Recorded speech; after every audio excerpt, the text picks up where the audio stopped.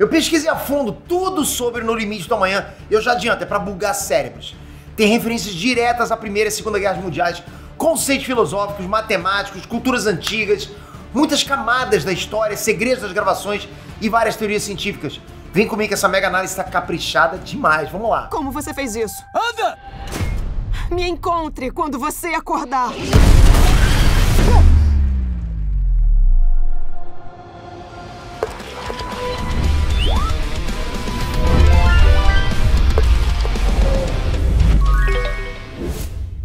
Inês Trunks, Peter aqui! Olha, esse vídeo eu fiz com a ajuda de vocês. Aqui na comunidade do YouTube eu perguntei quais títulos vocês gostariam de ver uma mega análise, sabe? Bem aprofundada. Igual que eu fiz anos atrás com o Poço. Lembra daquela mega análise que eu fiz? Eu li todos os comentários e o filme mais citado foi esse, No Limite do Amanhã. Missão dada é missão cumprida. Aliás, vocês repararam que no Prime Video, o título desse vídeo é assim, ó. Viva, morra, repita, No Limite do Amanhã. Que baita spoiler desnecessário, né? Se parar pra pensar. Mas alguém já tinha reparado nesse nome completo? Que eu me lembre, ninguém chama o filme por esse nome todo. Pra gente ele é só No Limite do Amanhã e pronto. O que importa é que todo mundo curte esse filmaço, né? Filmaço demais. E não é à toa que ele tem 7,9 no IMDb, que é bem exigente por sinal. E tem 90% no Rotten Tomatoes, é um sucesso absoluto. Então bora entender as referências, de onde saiu essa história, os significados por trás de cada detalhe do filme. E eu tenho certeza que depois desse vídeo aqui, você nunca mais vai ver esse filme da mesma forma. E se você quer mais mega análises como essa que vocês vão ver aqui nesse canal, comenta aqui embaixo qual filme que vocês querem que a gente traga uma mega análise. Obrigado pelos comentários, metralha esse like que vai ajudar pra caramba a gente saber que a gente tá no caminho certo. Então o seu like é muito poderoso nesse momento. Obrigado, vamos lá galera. Bom, pra começar, um detalhe muito legal que pouca gente sabe. O filme No Limite do Amanhã não é uma história totalmente inédita. Na verdade, o roteiro foi baseado no mangá. Você sabia dessa? A obra do Hiroshi Sakurazaka se chama All You Need Is Kill. E esse título não parece uma espécie de brincadeira com All You Need Is Love, do Beatles? Bom, na adaptação do mangá para o filme, só alguns personagens foram mantidos. O Cage, que no livro se chama Kiria Cage. A Rita, né, no mangá também se chama Rita Varataski. E os aliens do mangá também são chamados de Mimics, ou em português, miméticos. Mas já fica a dica, o filme só se baseou em algumas coisas do mangá. Muita coisa foi alterada para o cinema, mas mesmo com as alterações, o autor curtiu a adaptação, ou seja, o autor estava de olho ali no que estava sendo feito, né? O filme começa com o noticiário falando de alguns eventos importantes. Primeira queda do meteoro, que foi o evento-chave para a invasão alienígena. E em seguida, 5 anos depois, a vitória na Batalha de Verdun. Essa batalha no filme foi essencial para a fama da combatente Rita. Mas o nome dessa batalha no filme faz um aceno direto à Primeira Guerra Mundial, você sabia dessa? A Batalha de Verdun, na vida real, foi um combate que rolou entre fevereiro e dezembro de 1916. E essa foi a mais importante, mais longa e mais sangrenta batalha da Primeira Guerra Mundial no fronte ocidental. Nessa parte da guerra, combateram os exércitos alemães e os franceses, mas no meio do conflito também envolveu os ingleses, assim como no filme, né? E a Batalha de Verdun na Primeira Guerra foi também uma guerra de trincheiras, né? No mesmo molde que rolou no filme, igualzinho. E mais detalhe, a premiere de No Limite do Amanhã, ou seja, o lançamento oficial aconteceu nos dias 28 e 29 de maio de 2014, mas a estreia nos cinemas dos Estados Unidos foi em 6 de junho de 2014. Essa data não foi à toa e foi bastante simbólica, por quê? O dia 6 de junho de 2014 foi a data do aniversário de 70 anos da invasão da Normandia, também na França, né, pelas tropas aliadas durante a Segunda Guerra Mundial. Essa é interessante pra caramba. Bom, vamos lá, voltando para a história do filme. Depois da invasão, a guerra começou e tudo ficou nas mãos da Força de Defesa Militar do planeta Terra, a UDF. Daqui a pouco eu explico tudo sobre isso, ok? Mas na prática, uma estrutura militar unificando todas as nações do planeta funcionaria? Então aqui vale uma reflexão. Acompanhe comigo. Tirando Star Wars, a maioria das vezes que a gente vê um filme de invasão, os aliens têm um planeta unificado. Percebeu isso? Todos os habitantes aliens têm uma única força armada. É tudo pelo interesse do planeta. Como se todos tivessem um governo planetário geral e um exército único. Já a Terra, a gente sabe muito bem, né? É dividida em nações e cada um cuida dos seus próprios interesses econômicos, políticos, militares, enfim. Então fica aí uma característica diferentona do No Limite do Amanhã. Ele tem um exército unificado da Terra. Na maioria dos filmes é o exército americano lutando para salvar o mundo. Não é assim? Geralmente é assim. Falando no exército da UDF, não tem como não lembrar da jaqueta, né? Aquela parafernália que os soldados usavam. E uma curiosidade é, pra quem não sabe, o Tom Cruise atuou e produziu o filme. E por isso ele mesmo exigiu que todos os exoesqueletos dos militares fossem reais. Nada de computação gráfica nisso. Olha isso. Os exoesqueletos pesavam 40 fucking quilos, além do armamento que pesava quase 60. Tá achando que esse ator é moleza, né? Aliás, a Emily Blunt, a atriz que interpretou a Rita, Ela fez treinamento de Krav Maga com especialistas israelenses. E ela fez yoga também. Mas ela disse que mesmo preparada fisicamente, ela sofreu para usar o equipamento durante as filmagens. Pô, mesmo assim ela mandou bem demais, ela mandou ver em todas as cenas que ela pôde. Mas quando foi preciso regravar algumas cenas, ela estava grávida, então usaram uma dublê. Quem é mais ligado em tecnologia de guerra já sabe que os exoesqueletos militares já existem na vida real. Em Taiwan já existe um exoesqueleto de pernas movido a bateria, para os soldados utilizarem. Os Estados Unidos também estão investindo pesado no desenvolvimento dessa tecnologia para aprimorar as capacidades humanas, para facilitar as operações militares. Os exoesqueletos são desenvolvidos por engenheiros, unindo várias formas de ciência, como robótica, biomedicina, inteligência artificial, mecatrônica, biomecânica e por aí vai. Considerando que o filme foi lançado em 2014, mas a história de No Limite do Amanhã se passa em 2020, então eles não erraram em imaginar super soldados com aquelas armaduras. Já tá aí na vida real, tá acontecendo agora, então eles pegaram basicamente o timing certinho. No início do filme, o Cage chegou de helicóptero numa praça em frente ao que seria o quartel da UDF. Essa cena foi gravada na Trafalgar Square, em Londres, e também não teve CGI, foi na raça, ok? A produção teve que fazer uma manobra imensa e mobilizou a prefeitura, policiais, operação com o metrô de Londres, pedestres, ônibus, todos os moradores locais, foi realmente muita coisa. 8 quarteirões ao redor da Trafalgar Square tiveram que ser esvaziados no dia da gravação, e tudo isso teve que ser aprovado por órgãos oficiais e pelos moradores da área. Olha que trabalheira, não é fácil fazer um filme. Foram 3 horas de filmagem e 11 câmeras distribuídas ali no solo, em outra aeronave também da Eurocopter e nos prédios em volta da região. O helicóptero do filme era uma nave de trabalho oficial da Royal Air Force e estava sendo pilotado por soldados de verdade. Essa cena do pouso que aparece no comecinho e no final do filme foi feita 12 vezes. A façanha dessa cena é que nunca uma aeronave tinha pousado na Trafalgar Square, nem durante a guerra. Chegando no quartel da UDF, o Cage foi apresentado à Operação Derrocada, ou Operation Downfall. Derrocada significa literalmente destruição, desmoronamento, sabe? No sentido figurado, seria como levar à ruína. Mas, de novo, o nome dessa operação militar também não veio do nada, e existe um equivalente na vida real. Operation Downfall é o nome da operação que realmente foi planejada pelos Estados Unidos para invadir o Japão durante a Segunda Guerra Mundial. A Operação Downfall tinha previsto o desembarque dos soldados no litoral do Japão em 1945 e 1946. Exatamente. Soldados chegando para combater na praia, igual a gente viu no filme. A Operação Downfall existiu nos planos da vida real, mas ela não foi colocada em prática por causa dos resultados do Projeto Manhattan, em outras palavras, a bomba atômica. Com o sucesso dos testes da bomba atômica, os Estados Unidos abandonou a Operação Downfall e decidiu pelo ataque nuclear ao Japão como forma de acelerar o fim da Segunda Guerra. Por isso, a invasão nunca aconteceu, já que as bombas nucleares jogadas lá em Hiroshima e Nagasaki levaram à rendição total do Japão. Ainda nesse comecinho do filme, durante a conversa do Cage com o General Bryan, o personagem do Tom Cruise sugeriu que o general escrevesse um livro com as memórias dele mais ou menos no clima do Destino Manifesto. Você sabe o que é isso? O Destino Manifesto foi uma expressão criada pelo jornalista John Lewis O'Sullivan em 1845. O que foi isso? Foi uma crença que ganhou muita força nos Estados Unidos no século XIX. Nessa época começou a se espalhar uma ideia de que os norte-americanos tinham uma missão divina de expandir o território para o oeste. A desculpa disso seria levar a civilização e o progresso para outros povos, outros lugares. E segundo essa galera, seria a vontade de Deus. Porque a civilização iria espalhar, por exemplo, a moralidade religiosa por todo o território que fosse conquistado. Então, quando Cage sugeriu que o general escrevesse a biografia dele nos moldes do Destino Manifesto, seria então que ele contasse a história dele como general da UDF, como se ele recebesse uma missão divina de salvar o mundo. Agora fez mais sentido, né? Nessa mesma cena, bem atrás do General Bryan, tem um telão com um mapa mostrando em vermelho os locais onde a invasão alien era mais crítica. E esse mapa era nada menos que toda a Europa. Sabe qual seria a extensão dessa área toda? Olha só, a Europa ocupa uma área de mais de 10 milhões e 530 mil quilômetros quadrados.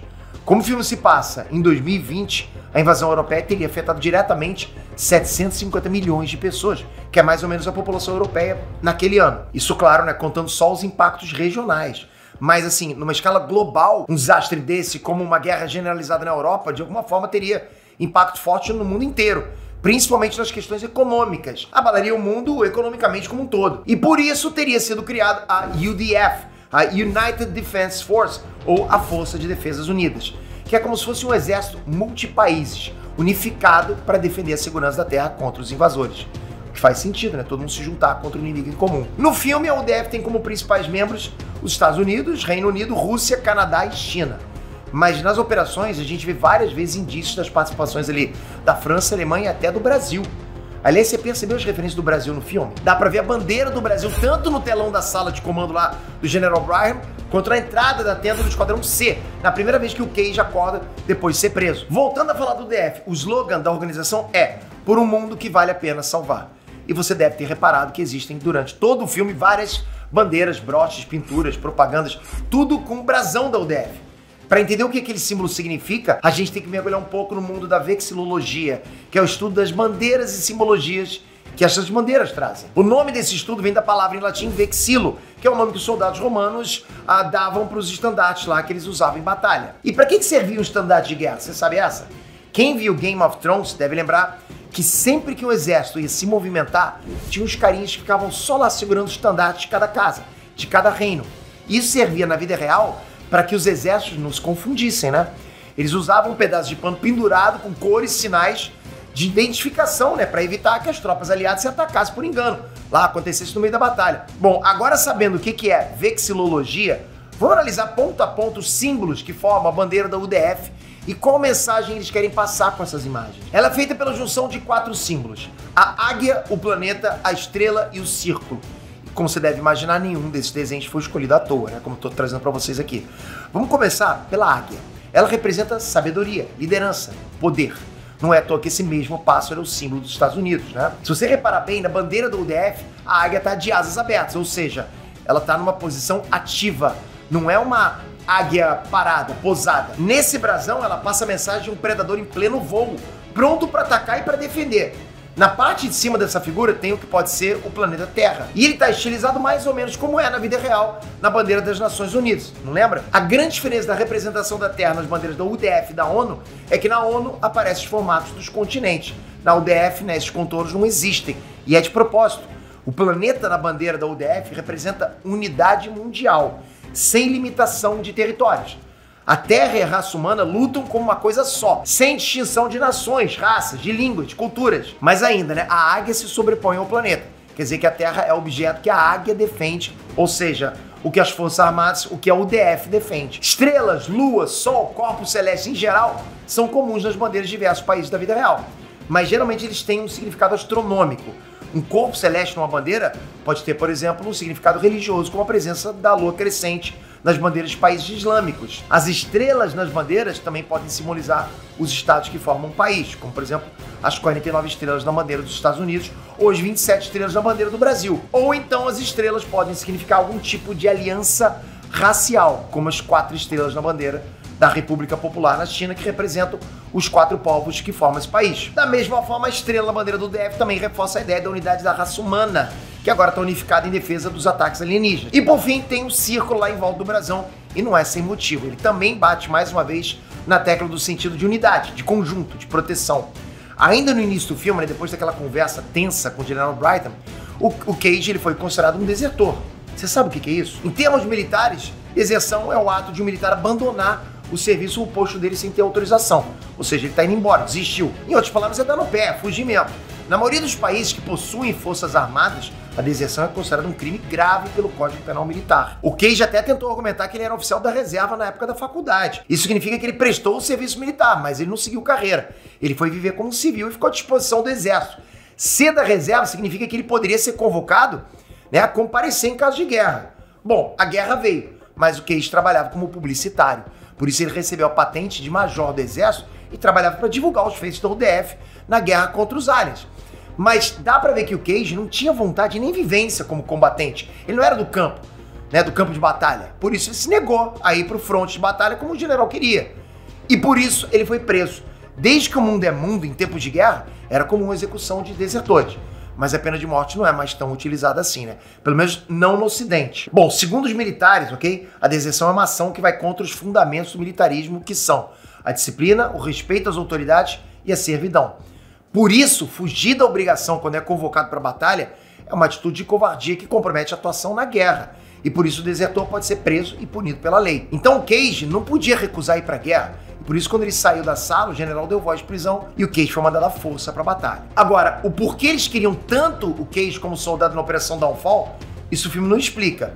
O Cage até tentou fugir, né? Mas ele levou um tiro de taser e apagou. Uma arma taser tem uma voltagem alta, mas ao mesmo tempo tem uma baixa amperagem. Por isso que em condições ideais, ele é uma arma não letal. A arma funciona, né, disparando uma descarga elétrica que age direto no sistema nervoso central, que provoca a paralisação do sujeito que foi atingido. Então ele fica completamente paralisado. E essa descarga elétrica do taser causa uma contração muscular que faz a pessoa cair. Como o Cage desmaiou nessa, pode ser que tenha usado um taser mais potente. Hoje existe taser de até 1.800.000 watts. E você acha ruim quando toma aquele choquinho do chuveiro elétrico, né? Bom, depois de apagar com o choque, o Cage acordou na base avançada de operação lá e tentou descobrir onde que ele estava e o que ele poderia fazer para sair dali. Num certo momento, o Cage perguntou pro sargento Farrell se ele era americano, né? E o sargento respondeu que não, que ele era do Kentucky. Muita gente não percebeu, mas isso é uma piadinha bairrista. Seria a mesma coisa se alguém me perguntasse se eu sou brasileiro e eu respondesse não, eu sou do Rio de Janeiro. Você tinha pego essa piadinha? Bom, seguindo no filme, o Cage foi levado até a tenda do batalhão J e a galera tava lá jogando carta. Eles tentaram esconder, mas não teve jeito, né? O sargento descobriu e rolou toda uma bronca sobre jogos de azar. Você lembra dessa cena? Mas por que não podia jogar? Eu aposto que você achou que essa era uma ceninha de alívio cômico, né? Bom, até foi mesmo, mas tem muito significado por trás. As cartas de baralho não têm uma origem definida. Tem gente que acha, né, que elas surgiram na China no século X. Tem gente que afirma que o baralho de cartas já existia no Egito Antigo. Mas o que a gente tem certeza mesmo é que o baralho que a gente conhece se popularizou no início da Idade Moderna, ainda no século XVI, quando chegou na França. Percebe que tudo nesse filme puxa alguma coisinha para a França? Percebe, né? Bom, vamos lá, continuando. Os jogos de cartas não são só uma distração. Eles sempre têm um sentido místico por trás. E esse sentido é explorado também no filme No Limite do Amanhã. Mas peraí, baralho é baralho e tarô é tarô. Brincar com o jogo de cartas é uma coisa e um baralho esotérico é outra, certo? Nem tanto. Seja para jogar de brincadeira ou para adivinhar o futuro, as cartas sempre estão ligadas ao destino. Isso traz uma obrigatoriedade de uma força sobrenatural agindo sobre o jogo. Você quer ver um exemplo? O baralho do tarô tem 78 cartas. Já o baralho comum de jogar, normal, né? Tem 56 cartas. E todas essas cartas também estão no tarô. Inclusive com os mesmos naipes. Ouro, paus, espadas e copas. Isso significa que mexer com cartas para adivinhar o futuro ou brincar com jogos de azar sempre foi uma prática mal vista na sociedade, principalmente em culturas mais religiosas. No caso do filme, o general tem a mesma opinião, tanto que ele fez os soldados repetirem a lição que ele deu, de que qualquer tipo de jogo de azar seria concordar que existe alguma força maior, algo místico que conduz os acontecimentos. E se isso existisse, poderia definir o futuro da batalha. Então ele proibia as cartas porque queria os soldados focados na guerra. E o resultado tinha que ser compreendido como responsabilidade só deles e de nada mais. É um modelo ideológico de autonomia para os soldados. Se vivessem ou morressem, a culpa era deles e não do destino. Isso exclui totalmente a visão cósmica da guerra. E você lembra da punição que o general deu para eles? Comer as cartas. Ok, mas qual o sentido de fazer os soldados engolirem as cartas? Parece que é só um castigo aleatório, né? Mas tem muita coisa por trás disso também. E tem tudo a ver com a narrativa do filme. Engolir alguma coisa que não é comestível tá no inconsciente coletivo desde que a humanidade existe. Eu vou falar várias vezes de inconsciente coletivo aqui, ok? Então já vai preparado. Só para vocês entenderem, quando eu disser que algum símbolo faz parte do inconsciente coletivo, não quer dizer necessariamente que o escritor da história colocou tal coisa ali de propósito, né? De caso pensado. Não tô falando isso. O mais provável é que aquele símbolo faz parte da história porque o próprio escritor também tem na mente dele os arquétipos que fazem parte do inconsciente coletivo. Só para vocês entenderem o que é, ok? Esse conceito da psicologia analítica foi criado pelo psiquiatra Carl Jung. O inconsciente coletivo é a camada mais profunda da psique humana, que seria a mente, o intelecto, até mesmo a alma do ser humano. Os arquétipos, os símbolos universais, são transmitidos pra gente na forma de imagens mentais, conceitos, mitos. E eles se manifestam nos pensamentos, emoções e sonhos, sem a gente saber de onde saiu. Para o inconsciente coletivo, cada arquétipo está presente em todas as mentes humanas, de alguma forma inexplicável. E mesmo assim eles teriam o mesmo significado para todos. Bom, com isso em mente, vamos voltar a falar do castigo de comer as cartas de baralho. Porque isso é fruto do inconsciente coletivo e o que isso tem a ver com o filme.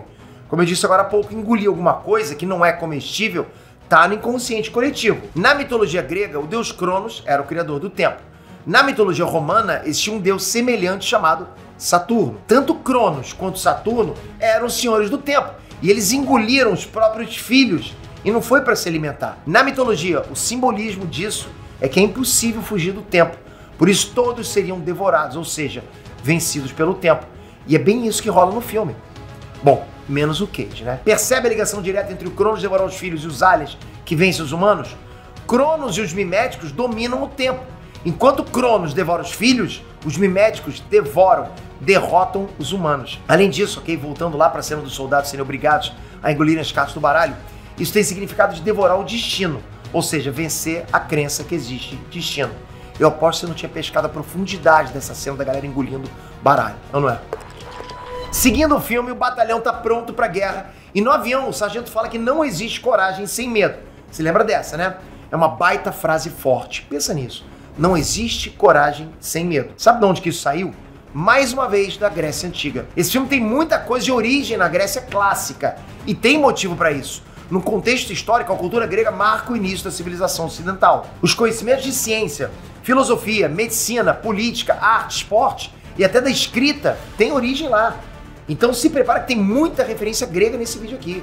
Mas vamos focar aqui naquela frase. Não existe coragem sem medo. O filósofo Platão escreveu que um dia um general estava conversando com o filósofo Sócrates. E esse general tinha uma baita experiência e conhecia muito bem a arte da guerra. Daí o Sócrates, que era um sacana, né, perguntou para o general se ele sabia o que era coragem. O militar respondeu que coragem é não ter medo de nada. Só que ninguém contava com a astúcia do Sócrates. Ele tinha um método filosófico que fazia as pessoas irem se enrolando nas próprias convicções até perceberem que eles não tinham certeza de nada. Então assim, quando o general respondeu o que era coragem, o Sócrates respondeu com outra pergunta. E aquele que tem medo, um medo terrível, mas que decide superar o pânico e vai à luta? Não seria mais corajoso do que aquele que não sente medo? Olha o que ele perguntou, é fantástico, né? Com essa, o general foi pego de calça curta e concordou que realmente quem tem medo enfrenta é o verdadeiro corajoso. Então ficou estabelecido que a pessoa que não tem medo de nada não pode ser chamada de corajosa. Essa é a origem da frase do general no filme. Não existe coragem sem medo. Profundo essa, né? Seguindo o filme, o Cage caiu pela primeira vez na praia.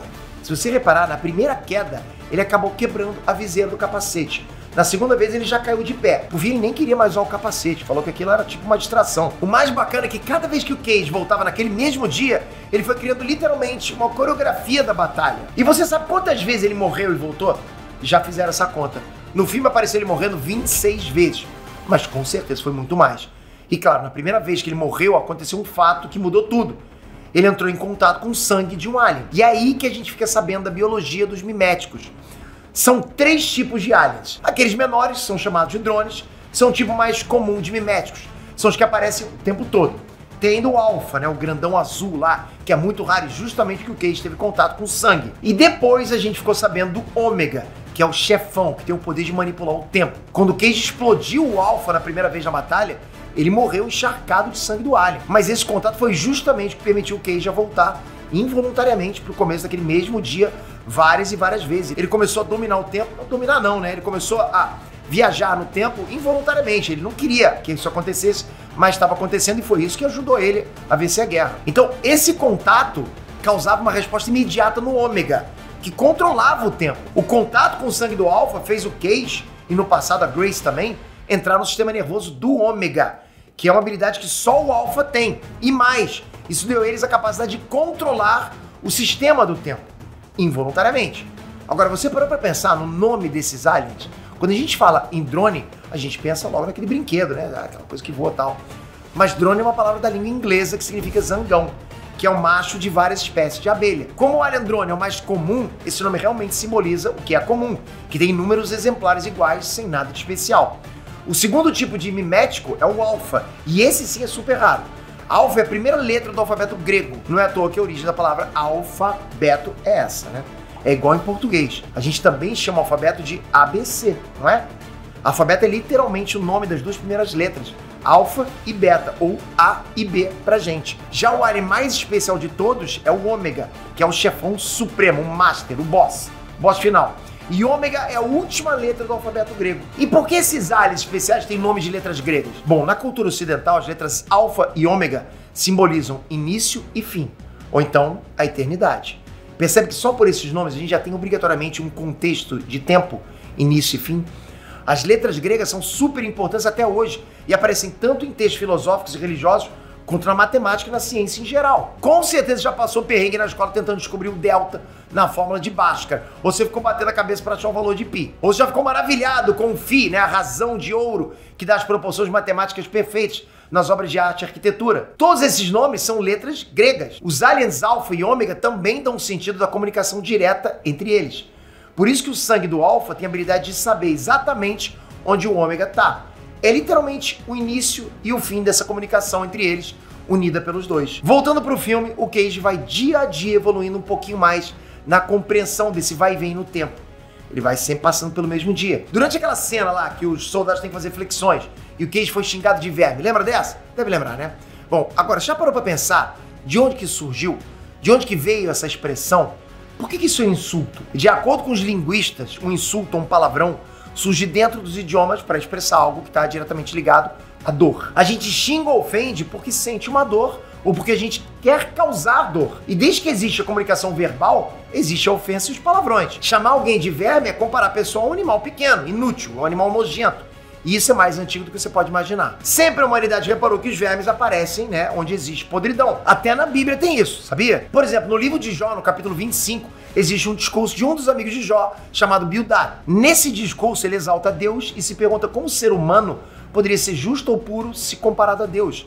Daí ele segue o raciocínio dizendo que se comparado a Deus, nem mesmo a luz é tão brilhante, ou nem mesmo as estrelas são tão puras, muito menos os humanos, que são vermes, e os seus filhos, que são vermezinhos. Tá lá com essas palavras. Tá aí um insulto bem antigo para chamar alguém de desprezível. Você já tinha se dado conta dessa? Outra parada interessante é, como a gente já viu, os aliens no filme são chamados de miméticos. A origem dessa palavra vem do termo grego mimese, que significa imitar. Para você ter ideia dessa mesma palavra que vem o significado de mímica. E de acordo com o filósofo Aristóteles, a mímese ou a imitação não é só o ato de representar alguma coisa que existe. Se fosse só isso, então não seria possível perceber a diferença do que é imitação e o que é imitado. A mímese para Aristóteles tem em si obrigatoriamente um processo de mudança. Isso tem tudo a ver com o filme. Na abertura de No Limite do Amanhã, durante trechos dos telejornais, um dos repórteres explica que os aliens podem mimetizar e até prever as ações dos humanos. Quer dizer, com o poder do ômega, eles veem o que vai acontecer, fazem o tempo voltar e não só copiam o que eles viram, eles melhoram o desempenho deles. Existe o fator mudança, como Aristóteles dizia que tinha que ter. Outra coisa também sobre os miméticos é que na camiseta do soldado gordinho lá do Batalhão J tá escrito Mimic This, ou imita isso. Isso é uma brincadeira, uma provocação com o nome dos aliens. Quer dizer, mesmo durante os anos de guerra, os aliens também foram assunto na cultura pop no universo do filme. Ainda falando dos momentos iniciais da guerra no filme, a batalha principal acontece numa praia no norte da França, no Canal da Mancha. Bom, o Canal da Mancha é um braço do Oceano Atlântico que separa a França e as Ilhas Britânicas. Esse pedaço do mar tem mais ou menos 560 quilômetros de extensão. Mas se lembra onde o Cage estava no começo do filme? Em Londres. Quando ele acordou pela primeira vez lá no acampamento militar, depois do desmaio do taser, ele olhou em volta e apareceu o letreiro do aeroporto de Heathrow. Ele existe de verdade, é um aeroporto internacional que fica no oeste de Londres, na Inglaterra. No aeroporto de Heathrow, até o litoral norte da França, dá mais ou menos 1 hora de voo num avião comercial.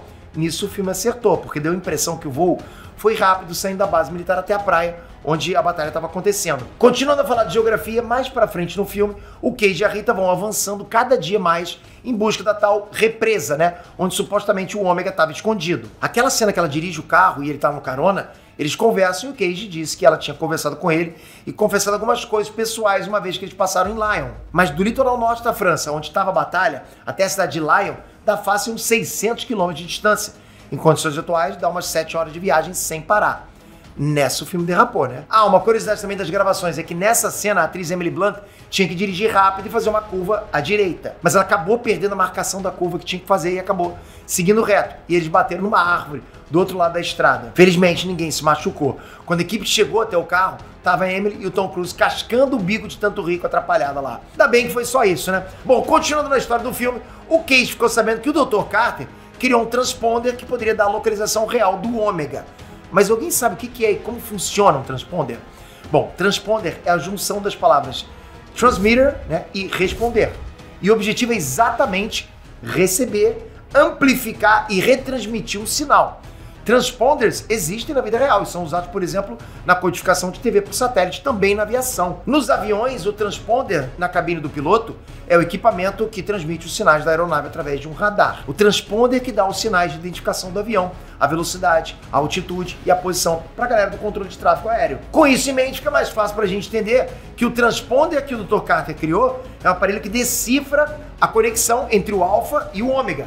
Naturalmente, os aliens alfa e ômega são conectados por um tipo de sinal. Lógico, o transponder do Dr. Carter traduz e localiza a origem do sinal do ômega, entendeu? E como o Cage estava com as habilidades do alfa, então quando ele usa o transponder, é possível identificar os dados do ômega como o alfa original faria. Entendeu essa? Ele era parte da conexão com o ômega, então usando o transponder, ele conseguiu identificar a origem do sinal que chegava para ele. Uma coisa que fica bem nítida na sequência que o Cage e a Rita vão para a base da UDF buscar o transponder é que no uniforme do Cage não tem mais os patches com símbolos da UDF. Isso você já tem que saber o porquê. Ele perdeu as patentes quando foi preso como desertor. Aí depois de conseguir o transponder e identificar onde o ômega estava escondido, o Cage e a Rita sofreram um acidente, mas eles não morreram. O problema todo estava aí. Lembra? Isso era um problema gravíssimo pro Cage. Porque desde o início a Rita dizia que eles tinham que garantir que o Cage ia morrer se qualquer coisa desse errado. Porque a partir do momento que acontecesse uma transfusão de sangue, ele ia perder os poderes. Mas você entendeu por que isso tirava o poder dele? Você sabe o que acontece no corpo com uma transfusão de sangue? Vamos lá, rapidinho. Uma transfusão serve para aumentar o volume de sangue no organismo e ajudar a restaurar níveis muito baixos de componentes do sangue. E uma transfusão pode levar de 1 a 4 horas. Mas numa emergência, o processo é mais rápido. No caso do Cage, ele sofreu um acidente, perdeu muito sangue e por isso ele precisou de uma transfusão imediatamente para repor a quantidade de sangue no organismo que ele tinha perdido. Não receber sangue, nesse caso, era risco de vida. Mas pro Cage, isso fez ele perder os poderes de conexão com o ômega. Isso porque ele tinha nele o sangue do alfa. Com a transfusão do novo sangue, foi produzida uma resposta do sistema imunológico. As transfusões são feitas com sangue compatível do receptor, no caso, o sangue do Cage. Mas mesmo assim, esse sangue novo traz níveis novos de componentes sanguíneos. Então esse novo sangue meio que faz um reboot no sistema e pode inclusive colocar algumas doenças em remissão de verdade. Então o novo sangue humano recebido pelo Cage fez o sistema imunológico dele combater as características do sangue alien que tinham restado ali dentro. E assim ele perdeu as capacidades que ele tinha. Acho que agora ficou claro, né? Bom, continuando, o Cage e a Rita estavam lá em Londres e a localização do ômega era em Paris, mais precisamente no subsolo do Museu do Louvre. Sabe qual é a distância do centro de Londres até o Louvre? De avião, 1 hora e pouquinho. Vai somando o tempo. Teve ainda o tempo que eles perderam no acidente, o tempo de serem socorridos, o tempo do Cage acordado, desmaio depois da transfusão de sangue.